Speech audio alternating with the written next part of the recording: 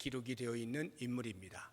그런데 책 제목이 우리에게 말해 주는 것처럼 에스더가 에스더서의 주인공입니다. 그래서 책 제목도 에스더서라고 붙여 놓았습니다. 모르드게는 만년 이인자 또는 그림자 또는 조연이라고 할 수가 있겠습니다. 두란노 도서출판에서 성경 공부를 위해서 출간한 인물별 성경 연구라고 하는 성경 교재가 있습니다.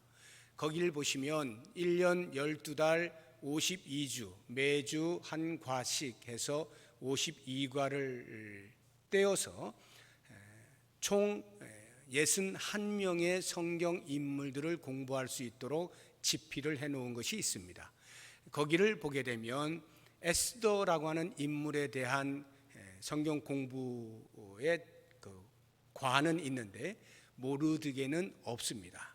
그런 걸 보면 에스더가 모르드게보다 한참 중요한 인물이다라고 하는 인식을 우리에게 주고 있고, 실제로 모든 성도들이 다 그렇게 생각을 하고 있는 것이 맞습니다. 그런데 저는 오늘 말씀의 제목을 모르드게라고 함으로써 여러분들에게 에스더서의 진짜 주인공이 에스더일까 모르드게일까를 생각하게 하는 그런 시간을 갖고자 하는 것입니다. 결론부터 말씀을 드리면 저의 입장은 에스더서의 책 이름은 모르드게서라고 하는 것이 맞다라고 하는 것입니다. 왜 에스더서라고 했을까? 그 당시에 익명의 저자로 알려지고 있는 그 저자가 에스더라는 이름을 쓰게 된 것은 아마도 에스더가 왕후이니까 그 높이에 있어서 권좌에 있어서 그런 것도 있을 것이고, 또 에스더가 어떤 여자라고 하는 면에서 죽으면 죽으리다라고 하는 이런 담대함 속에서 나라를 살렸다라고 하는 차원에서 에스더를 높이 쳐준 그러한 이유 때문일 수도 있겠고, 여러 가지 이유가 있겠습니다만, 아무튼 그렇게 책 제목이 에스더서로 된 이후 성경을 접하는 모든 성도들은 너도 나도 할 것 없이 아무런 특별한 연구 없이도 에스더서의 주인공은 에스더다, 이렇게 선입관을 가지고 바라보고 또 그렇게 설교를 하고 또 가르치고 있는 그런 실정입니다. 이러한 때에 제가 모르드게야말로 에스더서의 진짜 주인공임을 한번 우리 같이 배워보자라고 하는 것이고요. 에스더서의 주인공이 에스더냐 모르드게냐를 구별하는 것이 뭐가 그렇게 중요하냐, 그 내용만 제대로 알면 되지라는 생각을 하기가 쉽습니다. 그러나 모르드게가 주인공일 수도 있겠다라고 하는 새로운 관점을 가지게 될 때에 그러면 왜라고 하는 질문이 달라지게 됩니다. 왜 모르드게가 이 책의 주인공이어야 되고 그것으로 인하여 우리가 얻어야 하는 말씀의 교훈은 무엇이냐라고 하는 것이 새롭게 다가올 수 있기 때문에 굳이 제가 한번 이렇게 억지 아닌 억지같이 모르드게가 진짜 주인공입니다 라고 하는 이야기를 해보려고 하는 것입니다. 그럼 먼저 모르드게가 왜 주인공으로 여겨지는가 하는 몇 가지를 제가 말씀을 드려봅니다. 이번 그 문재인 대통령 이전에 직전 대통령이었던 그 박근혜 전 대통령이 하야를 하게 되어진, 탄핵을 받게 되어진 결정적인 이유가 비선 실세 때문 아닙니까? 그 최순실 씨, 지금도 두 분 다 감옥에 계시는데, 이 비선 실세라고 하는 것, 비밀스러운 그 권좌에 있는 실제 배후의 실세, 이게 이제 비선 실세가 되는 것인데, 모르드게가 에스더라고 하는 왕후의 비선 실세였다라고 하는 것을 좀 보면 좋을 것 같습니다. 이제 에스더서 전체를 저와 함께 말씀을 찾아가면서 보도록 하겠습니다. 성경책 다 가지고 오셨나요? 성경책을 에스더서를 펴시고 같이 볼 텐데 2장을 보시기 바랍니다. 에스더서 2장 7절을 보시게 되면 그의 삼촌의 딸 하닷사 곧 에스더는 부모가 없었으나 용모가 곱고 아리따운 처녀라. 그의 부모가 죽은 후에 모르드게가 자기 딸같이 양육하더라 해서 어렸을 때부터 모르드게가 에스더를 양육했다는 사실을 알게 됩니다. 모르드게와 에스더는 사촌지간입니다. 모르드게의 삼촌의 딸이니까 사촌지간인데 아마 나이차가 제법 났던 것 같습니다. 마치 아버지가 딸을 양육하듯 그렇게 모르드게가 정성을 다해서 양육합니다. 여기는 팔레스타인 가나안 땅이 아닙니다. 이방 땅, 바벨론의 포로로 잡혀갔을 그 후손들로서 바벨론 이후에 페르시아가 패권을 잡았을 때 여전히 그 페르시아에 남아 있으면서 이방인의 땅에서 생활하고 있는 디아스포라 유대 공동체 안에 있는 사람들입니다. 그런 생활이 그렇게 넉넉하거나 여유롭거나 또는 마음으로부터 자유함이 있지 아니한 그러한 자리에서 자기의 사촌 동생을 마치 딸처럼 양육하는 것 쉬운 일이 아닐 것입니다. 그런데 모르드게가 그렇게 하죠. 15절도 보십시오. 보시면 모르드게의 삼촌 아비하일의 딸 곧 모르드게가 자기의 딸같이 양육하는 에스더가 이렇게 나오죠. 그래서 삼촌의 딸인 자기의 사촌 동생을 최선을 다해서 양육한 것을 볼 수가 있고요. 그 다음에 2장 11절을 보십시오. 2장 11절 모르드게가 날마다 후궁들 앞으로 왕래하며 에스더의 안부와 어떻게 될지를 알고자 하였더라. 이 말은 왕후 와스디가 잔칫날 아하수에로 왕의 부름에 응하지 아니함으로 폐위가 되어지고 그 이후 몇 년이 지나서 아하수에로가 자신을 자책하면서 내가 왜 그랬을까라고 했을 때 당시에 폐위하는 것이 맞다라고 주장했던 신하들이 아하수에로 왕을 달래기 위해서 그러면 빨리 왕후를 세웁시다 라고 해가지고 전국에 예쁘다고 하는 처자를 다 불러 모으게 합니다. 그 가운데 에스더가 뽑히게 되는데요. 이 일을 누가 했겠습니까? 당연히 사촌 오빠인 모르드게가 그 소식을 듣고 에스더를 그 후보자로 천거하고 하지 않았겠습니까? 그리고는 이제 후보자로 등록이 되어져서 준비를 하는 과정 속에서 오늘 이 말씀 11절의 말씀이 모르드게가 날마다 후궁들 앞으로 왕래하며 에스더의 안부와 어떻게 될지를 알고자 하였더라. 즉 그가 왕후가 되기까지의 그 후보자의 생활, 이게 뭐 한 달 두 달이 아닙니다. 1년, 한 사람이 막 1년씩 준비해가지고 이렇게 가는 거예요. 그래서 3년 때 아하수에로 왕이 3년 때 와스디 왕후가 폐위가 되는데 7년 때 돼서 4년이 지나서야 에스더가 왕후로 이제 등극이 됩니다.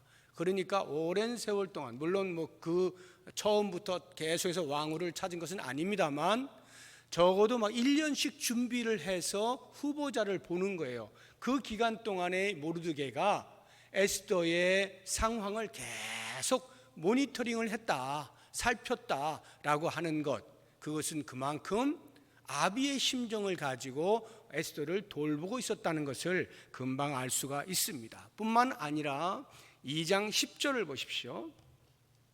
2장 10절을 보시면 에스더가 자기의 민족과 종족을 말하지 아니하니 이는 모르드게가 명령하여 말하지 말라 하였습니다.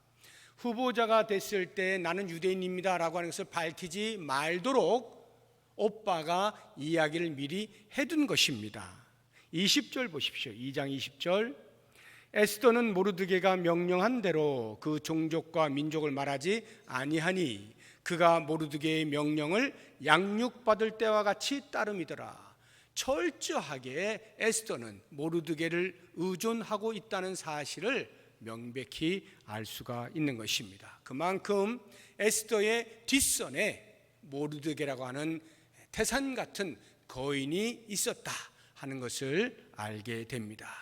모든 에스더의 일거수일투족이 모르드게에 의해서 살펴지고 또 전달되어지는 이러한 관계라는 것을 알게 되죠. 그렇다고 한다면 과연 누가 진짜 주인공일 수 있겠는가 한 번쯤 생각해 보자 하는 것입니다. 뿐만 아니라 한 걸음 더 나아가서 모르드게라고 하는 사람이야말로 진정한 민족주의자였다는 것입니다. 민족주의자는 자기 민족을 최고로 알고 사랑하는 사람을 가리켜서 민족주의자라고 합니다.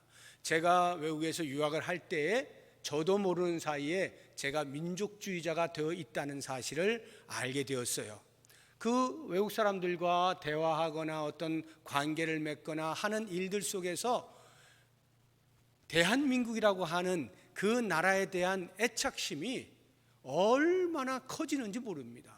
그래서 나라를 대변하기도 하고 열변을 토하기도 하고 대한민국을 모른다면 막 화도 내고 뭐 이래가면서 대한민국을 알리고 하는 이런 저의 모습을 보면서 민족주의자가 되는데, 이 모르드게가 오랫동안 자기의 고향을 떠나서 이방 땅에 거주하면서 아마 생긴 것이기도 하겠지만, 제가 이야기하고 있는 민족주의자라고 하는 말은 단순히 자기 나라를 사랑한다는 뜻이 아닙니다. 이것은 철저하게 하나님 중심의 유일 신앙을 가진 사람이라고 하는 것을 말하고 있는 것입니다. 민족이라고 하는 유대 민족이 하나님의 택함 받은 민족이잖아요. 하나님만 섬기도록 되어 있는 민족이죠. 그런데 그들이 그렇게 하지 못함으로 인해서 하나님의 징계를 받아 바벨론으로 포로로 잡혀가게 된 것이고, 그것이 이어져서 페르시아에게까지 넘어가게 된 것이죠. 그렇다고 한다면 진정한 민족주의자라고 하는 것은 적어도 유대인들에게 있어서는 유일신앙자라고 하는 말과도 동일한 거예요. 그런데 모르드게가 그 민족주의자였다는 거죠. 상대적으로 에스더는 어떠할까요? 조금 미치지 못한 것처럼 보입니다. 한번 찾아보죠. 이 모르드게가 워낙이 유일신앙으로 똘똘 뭉쳐있는 사람이다 보니까 이런 일이 벌어지게 됩니다. 하만이라고 하는 사람이 있는데, 아하수에로 왕이 신임을 하여서 당신 바로 밑에, 오늘날로 하자고 하면 국무총리쯤의 자리에 두었습니다. 그러니까 이 하만이 기고만장하여서 성문을 들락날락하면서 모든 관료들에게 다 자기 앞에 절하도록 만들었습니다. 그런데 모르드게는 그 성문을 지키고 있던 사람이에요. 관리직에 있던 사람입니다. 문직이었는지 정확지는 않습니다만 아무튼 관리직에 있는 사람으로서 그 명령에 순종을 해야 돼요. 복종해야 돼요. 그런데 모르드게가 그걸 하지 않는 거예요. 절을 하지 않게 되는 겁니다. 그래서 이 하만이 절을 하지 않는다는 그 소식을 듣고는 화가 나서 모르드게를 처형하는 것뿐만 아니라 모르드게라고 하는 사람의 나라 전체를 없애고자 하는 계획을 세우게 됩니다. 그래서 민족이 멸절될 위기를 초래하는 데에 결정적인 역할을 한 사람이 이 모르드게인데, 절을 하지 않는다. 왜 절을 하지 않았을까요? 우리가 보통 기독교가 산 사람에게 인사하는 것은 얼마든지 하지 않습니까? 죽은 자에게는 하지 않죠. 절을 하지 않습니다. 그러나 산 사람에게는 예의로 얼마든지 절을 합니다. 그런데 왜 모르드게는 하지 않았을까요? 여러 학설들이 있습니다. 다양한 것들이 있는데 가장 합리적인 것은 그 하만에게 절을 하는 것이 곧 신에게 절을 하는 것과 같은, 그런 우상에게 절하는 것과 같은 그러한 효과가 있었기 때문에 그것을 거절한 것으로 보는 것이 가장 합당합니다. 그렇지 않고서는 설명할 길이 없어요. 단순히 자기의 자존심 때문에 그런 것으로는 설명할 길이 없습니다. 당시에 페르시아의 왕이라고 하는 것은 바로의 그 애굽의 왕 바로의 수준, 바벨론의 왕의 수준을 능가하는 그러한 권력자였습니다. 그래서 이 페르시아 왕을 인사할 때 그것은 마치 신에게 인사하는 것과도 같은 신격화하던 때였습니다. 그러니까 이 하만이 그러한 왕의 은총을 입어서 왕 바로 다음에 권력을 쥔 자로서 자기도 그러한 대접을 받고자 하는 욕심이 있었던 거죠. 그래서 그러한 뉘앙스로 사람들에게 절하도록 요구를 한 것 같고, 그것에 대해서 모르드게는 자신의 유일신앙을 해치면서까지 절을 할 수 없다는 그러한 절개를 지키는 이유로 인해서 이러한 이제 위기에 봉착하게 된 것입니다. 자, 이렇게 위기에 처해 있게 되었을 때 모르드게가 어떻게 하였는가 하는 것을 한번 살펴보면 좋겠는데, 4장을 가보시기 바랍니다. 4장 1절입니다. 모르드게가 이 모든 일을 알고 자기의 옷을 찢고 굵은 베옷을 입고 재를 뒤집어 쓰고 성중에 나가서 대성 통곡하며, 이제 죽었다 이 말이에요. 우리 민족은 이제 죽었다 하고 대성통곡을 해요. 그냥 아이고 어떡하나 이게 아니라 하나님 앞에 울부짖었다 이런 말 아니겠습니까? 그래서 모든 유대인들도 다 같이 거기에 동참을 하게 됩니다. 그리고는 그 일을 알게 되어진, 소식을 듣게 되어진 왕후가 이미 되어버린 에스더가 오빠가 왜 저러고 있지? 하고는 베옷을 벗고 새 옷을 입을 수 있도록 내시를 통해서 새 옷을 갖다 줍니다. 그때 모르드게가 그 내시를 통해서 에스더 왕후에게 이렇게 말 좀 전해주시오 하는 게 4장 8절에 나옵니다. 또 유다인을 진멸하라고 수산궁에서 내린 조서 초본을 하닥에게 주어, 하닥이 내시입니다. 에스더에게 보여 알게 하고 또 그에게 부탁하여 왕에게 나아가서 그 앞에서 자기 민족을 위하여 간절히 구하라 라고 청원을 넣습니다. 에스더야, 네가 왕 앞에 나가서 이러이러한 일이 생겼으니 나라를 살려주십시오 라고 간청을 좀 해다오 라고 합니다. 그런데 여기에 비하여 에스더가 어떻게 반응하는가? 11절을 보십시오. 4장 11절, 왕의 신하들과 왕의 각 지방 백성이 다 알거니와 남녀를 막론하고 부름을 받지 아니하고 안뜰에 들어가서 왕에게 나가면 오직 죽이는 법이요 왕이 그 자에게 금규를 내밀어야 살 것이라. 이제 내가 부름을 입어 왕에게 나가지 못한 지가 이미 30일이라 하라 하니라. 저 못 갑니다 이렇게 전하라는 거죠. 30일 동안 벌써 내가 부름을 못 받았는데 괜히 나갔다가 죽으면 어떡해요? 라고 오빠에게 전하라는 거예요. 지금 나라가 위태롭게 되어진 상태에서 왕후의 자리에 앉은 에스더가 취한 것이 자기의 목숨에 연연하고 있다는 사실은 유일신앙을 지키기 위하여 하만에게 절하지 아니하였던 모르드게의 행동과는 전혀 상이한 모습 아닙니까? 과연 이 에스더서의 주인공이 누가 되어야 되겠는가 하는 것을 생각하게 하는 대목이죠. 이러한 말을 듣게 되어진 모르드게가 분개합니다. 에스더를 내가 그렇게 키우지 않았는데 어떻게 저런 말을 할 수가 있지? 하면서 결정적인 도전을 하게 되는데요. 그 하닥에게 너는 가서 다시 한번 나의 말을 전해다오 하면서 재청원하는 것이 4장 13절 14절에 나옵니다. 13절 14절 우리 같이 한번 읽어보겠습니다. 모르드게가 그를 시켜 에스더에게 회답하되 너는 왕궁에 있으니 모든 유다인 중에 홀로 목숨을 건지리라 생각하지 말라. 이때에 내가 만일 잠잠하여 말이 없으면 유다인은 다른 데로 말미암아 노임과 구원을 얻으려니와 너와 내 아버지 집은 멸망하리라. 내가 왕후의 자리를 얻은 것이 이때를 위함이 아닌지 누가 알겠느냐 하니. 멋있지 않습니까? 이 말 상당히 우리가 많이 애용하는 그런 말 중에 하나죠. 왕후가 된 것이 바로 이때를 위함인지 어찌 알겠느냐, 이때를 위함이 아닌지 라고 하는 이 말,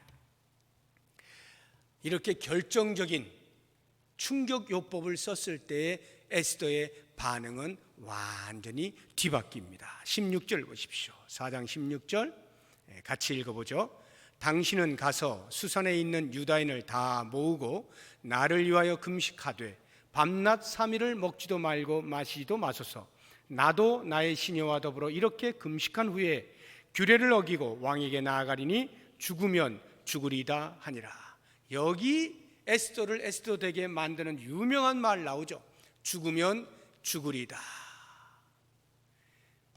우리 안희숙 여사가 자신의 경험을 책으로 쓴 책 제목이 죽으면 죽으리다 아닙니까?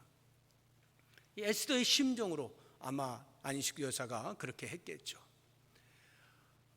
모르드게의 이 충격적인 말에 에스더가 잘못 생각했다는 것을 깨닫게 되어지면서 그렇구나, 내가 죽으면 죽어야지, 어떻게 민족이 지금 멸절되어 가고 있는데 나만 살겠다라고 왕 앞에 못 나간다고 그런 말을 했을까라고 자책을 하면서 결단을 내리는 거예요. 다 금식합시다. 우리 저도 금식할 테니까 다 같이 금식하고, 이 말의 의미는 하나님의 도우심을 붙잡읍시다 라고 하는 말이겠죠. 여길 보십시오. 에스더가 이렇게 하나님 앞에 전심으로 의뢰할 수 있는 것, 자기의 목숨을 담보로 하여서 기도할 때에 하나님 우리를 살려주십시오, 하나님의 구원을 간절히 구할 수 있었던 것, 이게 어디서부터 온 겁니까? 모르드게가 아니고서는 결코 처음부터 에스더가 이렇게 모습을 보이지 않았던 거예요. 모르드게의 이 말이 에스더를 정신 차리게 한 거죠. 너만 살면 된다고 생각하느냐? 과연 하나님께서 너는 살리고 민족을 죽일 것 같으냐? 만약에 거꾸로라면 너는 어떻게 할 것이냐? 민족은 하나님께서 어떠한 방식으로 살리고 너는 죽게 될 것이다. 이런 어마어마한 말을 들었을 때 에스더가 깨닫게 되는 거죠. 그러니까 에스더가 하나님 앞에서 바르게 서고 유일신앙으로 서게 되어지고 죽으면 죽으리다라고 하는 오늘날에까지 수없이 많은 성도들에게 회자되고 있는 이 명언을 남기게 된 데에는 철저하게 유일신앙으로 똥을똘 뭉쳐있는 모르드게가 결정적 역할을 했다라고 하는 것을 보게 되면 과연 누가 주인공이 되어야 할까 생각을 해보게 되는 것입니다. 한 걸음 더 나아가 보죠. 점점 제가 더 모르드게가 주인공이어야 한다라고 하는 증거를, 더 확실한 것들을 계속 대고 있는 거예요. 이제 세 번째 증거는 에스더서라고 하는 이 10장으로 되어 있는 성경 전체가 모르드게에게 집중이 되어 있다는 사실입니다.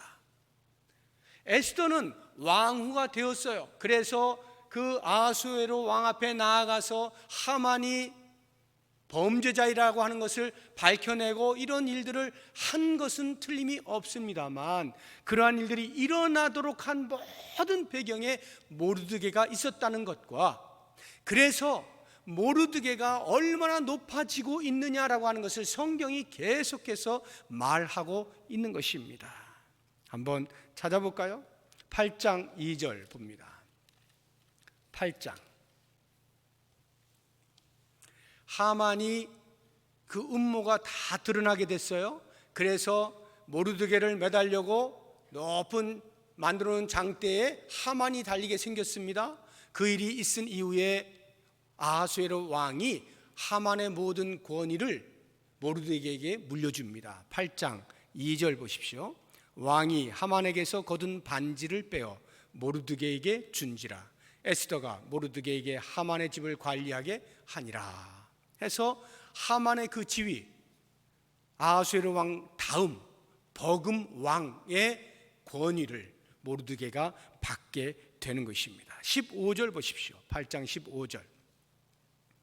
모르드게가 푸르고 흰 조복을 입고 큰 금관을 쓰고 자색 가는 배 겉옷을 입고 왕 앞에서 나오니 수산성이 즐거이 부르며 기뻐하고 유다인에게는 영광과 즐거움과 기쁨과 존귀함이 있는지라. 하루아침에 모르드게의 모습이 바뀌어 있습니다.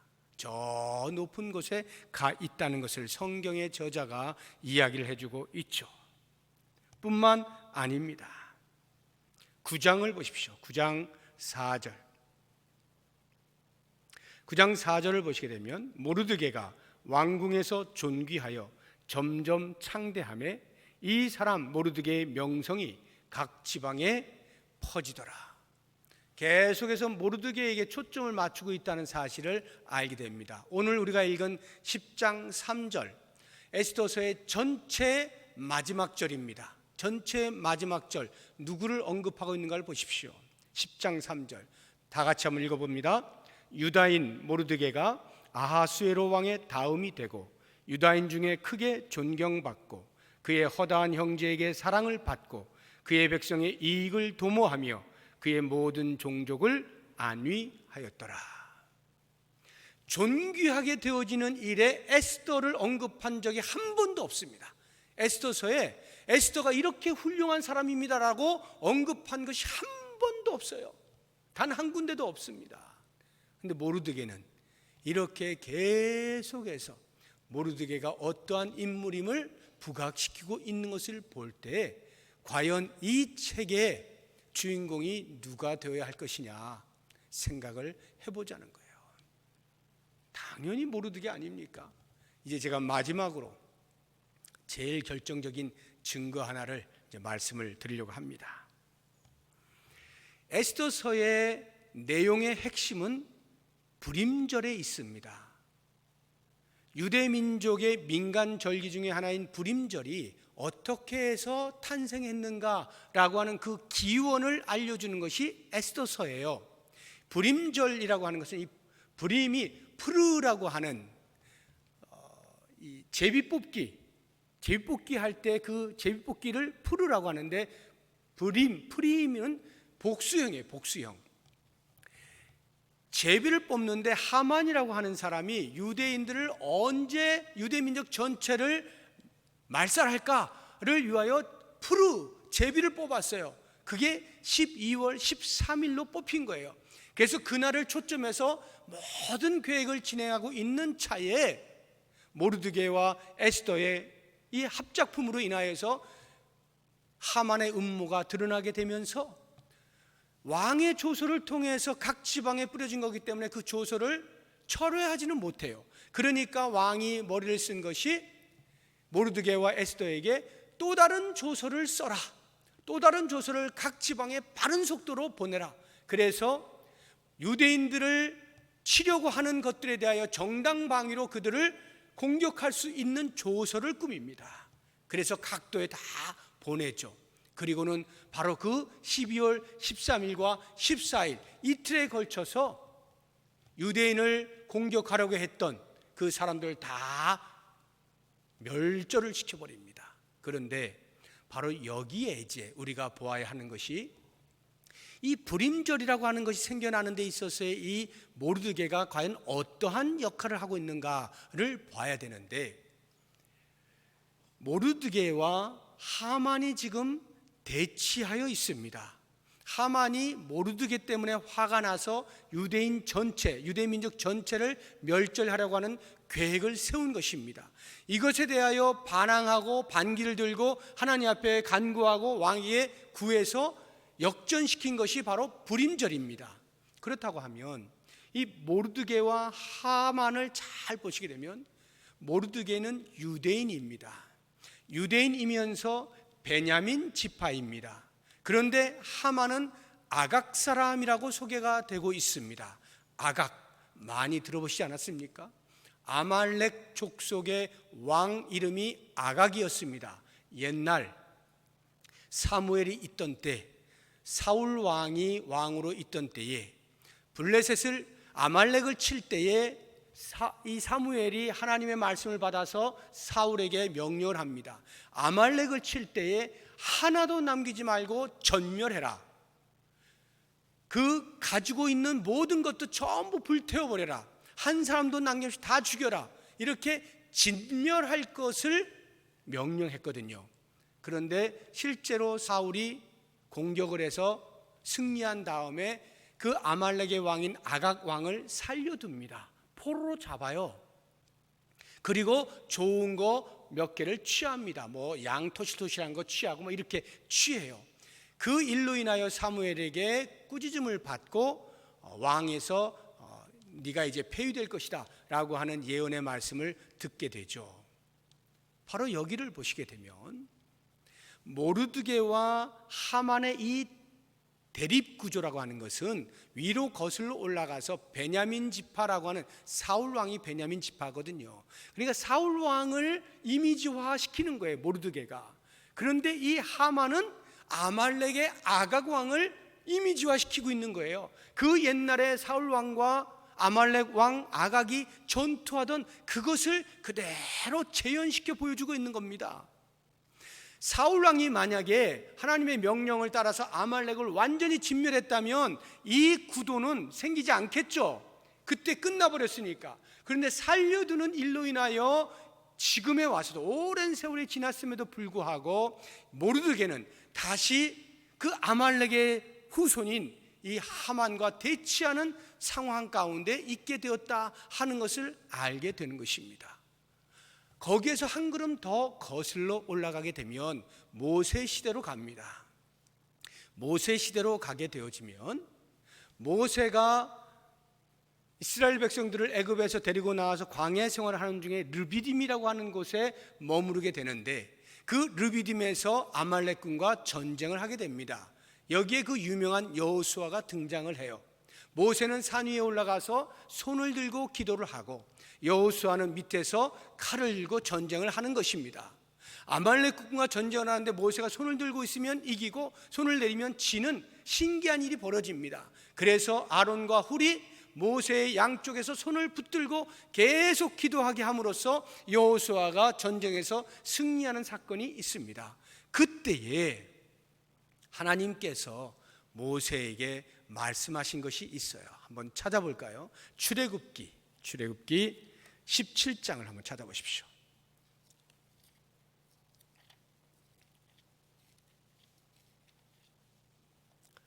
출애굽기 17장 14절. 굉장히 중요한 말씀이니까 한번 찾아보시기 바랍니다. 출애굽기 17장 14절 우리 같이 읽어봅니다. 여호와께서 모세에게 이르시되 이것을 책에 기록하여 기념하게 하고 여호수아의 귀에 외워 들리라. 내가 아말렉을 없이 하여 천하에서 기억도 못하게 하리라. 사울 왕 이전에 훨씬 이전에 약 500여 년 전 사람인 모세의 시대에 이미 하나님께서 아말렉과 전쟁을 할 때에 이렇게 말씀을 하신 거예요. 야, 내가 아말렉을 이 땅에서 완전히 없앨 거야. 너희들 꼭 기억하고 있어라 하고는 16절 보십시오. 16절 같이 읽어봅니다. 이르되 여호와께서 맹세하시기를 여호와가 아말렉과 더불어 대대로 싸우리라 하셨다 하였더라. 아말렉과 대대로 싸우리라. 누가요? 여호와께서. 지금 싸운 것은 모세고 싸운 것은 이스라엘 민족이에요. 이스라엘 민족이 아말렉과 싸운 거예요. 그런데 하나님께서 말씀하시는 거예요. 내가 아말렉과 싸운다고 말씀하시는 거예요. 그러면 하나님께서 그 아말렉과 전쟁을 해서 뭐 합니까? 그 인간들하고. 그 말의 의미는 뭐겠어요? 아말렉이 섬기는 신, 더 나아가면 이 땅을 지배하고 있는 사탄. 하나님께서 사탄과 대대로 싸워서 어떻게 하겠다? 기억에도 나지 않을 만큼 진멸하겠다라고 하는 약속의 말씀을 주신 거죠. 그것을 하나님께서 이스라엘 민족을 통하여 이루기를 원하셨기 때문에 사울 왕 시대에 사무엘을 통해서 진멸하라 말씀하신 거예요. 그런데 그것을 하지 못하니까 모르드게의 이 시대에 와서 하만이라고 하는 사람에 의해서 또 괴롭힘을 당하게 될 때 여기에 모르드게가 호련히 서는 거예요. 과거의 그 선조들을 생각하는 것입니다. 지금 저 하만이 아말렉 사람인데 우리의 선조들이 그 하나님의 말씀에 순종하지 못함으로 인하여서 지금까지도 이렇게 우리 민족을 괴롭히고 있는 자로 남아있으니 내가 그 앞에 어떻게 절할 수 있겠는가 라고 하는 심정을 가지고 호련히 섰을 때 핍박해 오는 것에 굴하지 아니하고 하나님 앞에 엎드리는 거 아닙니까? 금식하면서 통곡을 하면서 하나님이여 우리의 선조들이 하지 못한 이것을 내가 하길 원합니다. 힘을 주십시오. 이때에 모르드게가 한 일은 아무것도 없어요. 기도한 것밖에는. 그 모든 되어지는 일들이 다 하나님의 섭리 가운데서 하나씩 하나씩 하만의 음모가 드러나게 되면서 자연스럽게 매달려야 할 모르드게 대신 자기가 그 장대에 매달려 죽게 되어지고, 그 하만의 뒤를 잇는 수없이 많은 사람들, 유대인들을 공격하려고 했던 그 사람들이 전부 전멸되는 일이 벌어지게 되는 것이고, 그래서 유대인들이 전멸하게 되어질 그것을 위하여 뽑은 그 푸르라고 하는 12월 13일을 기념해서 오히려 하나님께서 대역전을 시켜주셨다라고 하는 차원에서 14일과 15일 이틀 동안을 축제의 날로 정하게 만든 불임절이 탄생하게 된 거예요. 이 불임절의 핵심에 에스더는 없어요. 모르드게와 하만의 대결 구조 속에서 드러나고 있는 것입니다. 그러니까 이 에스더서 전체는 전부 모르드게를 조명하고 있다는 것을 알아야 하는 것입니다. 그런데 우리는 오늘날에 이 에스더서 책 이름이 에스더서가 되다 보니까 그러한 내용에 대한 깊은 연구보다는 선입관을 가지고 에스더가 당연히 주인공인 것처럼 보여지고, 그래서 에스더에 대한 연구를 많이 하고 에스더에 대한 이야기를 해왔죠. 그것이 틀렸다는 말이 아니에요. 얼마든지 에스더도 우리가 조명하고 그것을 통해서 교훈을 받을 것이 많이 있어요.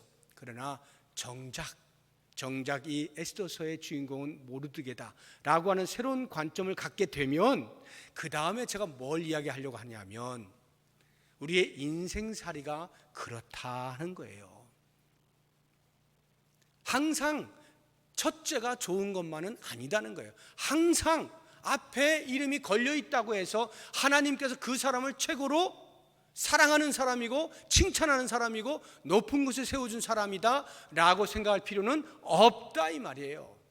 모르드게라고 하는 사람이 비록 우리들에 의해서 잘 에스더만큼이나 그렇게 환영받고 있지는 못한다 할지라도 오히려 하나님이 그 모르드게를 높은 곳에 세우신다는 것을 성경을 통해서 우리가 보고 있지 않습니까?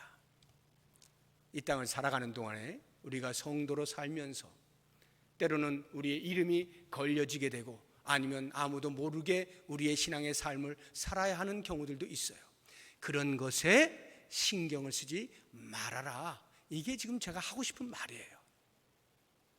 설령 이름이 높은 곳에 있지 아니하다 할지라도, 누구의 그림자처럼 사는 것처럼 보인다 할지라도, 정작 중요한 것은 우리의 삶이 하나님의 편에 서 있느냐, 이 부분을 보라는 거예요. 하나님 편에 서 있다고 하면 적어도 하나님은 알고 계시는 거예요. 그리고 높은 곳에 세우시죠. 예수님이 십자가에 죽으시잖아요. 그때 어느 누가 그 예수님을 보고 그렇게 모든 민족이 그 발 아래 엎드려 무릎을 꿇게 되어질 것을 알았겠어요? 전부 저주받은 사람이라 손가락질하거나 뒤로 돌아버리는 그 시대의 그 예수님의 모습 속에서 하나님은 아시잖아요. 부활하여 높은 곳에 오르게 될 때 모든 민족이 그 발 아래 무릎을 꿇게 되어질 것이다. 그리고 실제로 그렇게 되지 않습니까? 이 모르드게가 그 예수님을 예표하고 있는 거예요.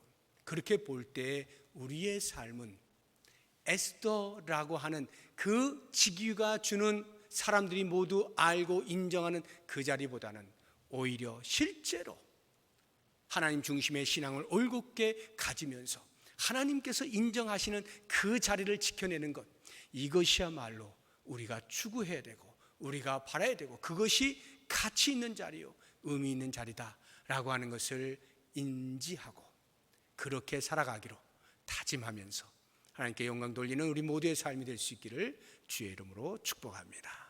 기도하겠습니다.